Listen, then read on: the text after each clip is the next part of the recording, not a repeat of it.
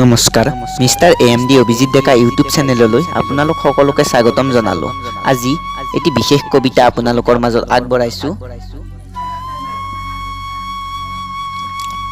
মানসী ডেকাৰ ৰচনাৰে আৰু অভিজিত ডেকাৰ পাঠেৰে এটি সুন্দৰ কবিতা। কবিতাৰ শিৰোনাম এটি কলা দাগ। বুকুত বিৰিয়া বহুৱাই কি জুখিছা তুমি? বানপানীৰ গভীৰতা নে মোৰ গলি যোৱা হৃদয়ৰ জুইকুৰা? ল'ৰাজন পানীত উঠি গ'ল, তোমালোকে কেমেৰাত বন্দী ফটোবোৰ চাই দুখ প্ৰকাশ কৰিছা, আৰু মই তাৰ স্মৃতি বুকুত লৈ লুটক বোৱাইছো। তোমালোকে মোৰ দুখৰ সময়ত মোৰ ক্ৰন্দনত মুখমণ্ডল ৰাইজক দেখুৱাইছা, আৰু মই পুত্ৰ শোকত পাগলামি কৰিছো।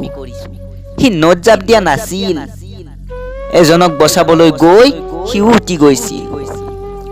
তোমালোকে আমাক এখন কাপোৰ দিছা, কিন্তু মোৰ পাতনিখন মোৰ ল'ৰাৰ সতেই গ'ল। তথাপিও তোমালোকে তাক বচাব নোৱাৰিলা। বেচেৰাটো মোৰ মাথো বন্দী হৈ ৰল কেমেৰাত। হোৱা তেওঁলোক আহিছে, ফ্লাড ৰিলিফ দিব আজি। মোৰ বুকুৰ বকিয়াই দি বৈ গৈছে এসোটা গৰম তেজ। সময়ৰ পিঠিত মই আঁকি গৈছো কিছুমান কলা দাগ।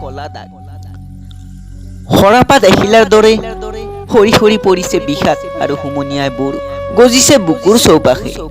হ'ব আৰু কিমান কষ্ট দিয়া মোৰ পোনাকন্তক।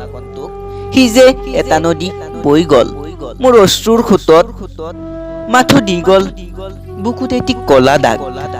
ধন্যবাদ। কবিতাটো কেনে লাগিল?